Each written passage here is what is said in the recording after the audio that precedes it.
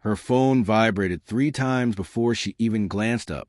I watched her fingers glide across the screen, quick and confident, the pale blue glow painting shadows on her face. Her eyes flicked briefly, lips pressing into a thin line. "Everything okay?" I asked softly. She didn't answer immediately. After a pause, she said, "It's just Sarah," turning the screen away from me. That's when I first felt it, the subtle, creeping distance between us. After 7 years together, I knew her moods like the rhythm of my own heart. But something had shifted. Lately, she was irritable, distracted, always glued to her phone. When I asked what was wrong, she brushed it off with a sigh.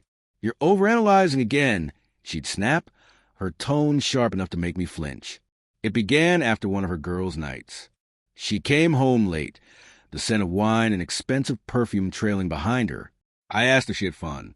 "Yeah," she murmured, forcing a small smile. "The girls think I need more space. You can be intense sometimes." Her voice was calm, almost too practiced. A cold weight settled in my chest that night, heavy and unmoving. In the following weeks, silence became louder. Dinner conversation dwindled to the clinking of forks. Even when she lay beside me, the bed felt empty. She stopped texting me during the day, stopped laughing at my jokes. Every time I reached out, physically or emotionally, she seemed to pull further away. Then came the night I overheard her. I lingered in the hallway, and her words slipped through the half-closed door. "Maybe I should see what else is out there. It's so predictable now." The words cut me deep. I didn't respond. I just stood there, fists clenched, heart hammering like it would burst. The next day, I got a message from Leah, one of her friends. "Hey, you okay? You've seemed off lately." Leah had always been kind, but this time her words felt different. Personal, attentive. "Just tired," I replied.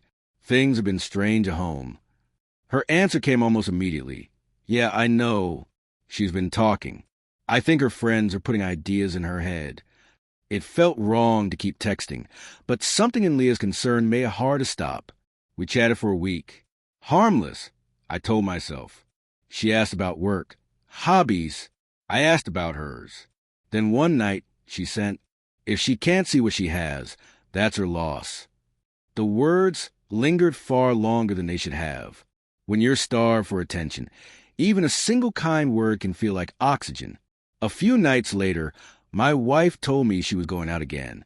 I watched her get ready, the red dress, the new perfume. I told her she looked beautiful. She gave a faint smile. "It's just a night out. Don't make it weird." She left, and I sank into the quiet of the house, surrounded by echoes of what we used to be. My phone buzzed. "Leah, want to grab a drink? I could use some air too." I said yes. Maybe it was loneliness, anger, the need to be seen. Whatever it was, I said yes. We met at a quiet bar downtown.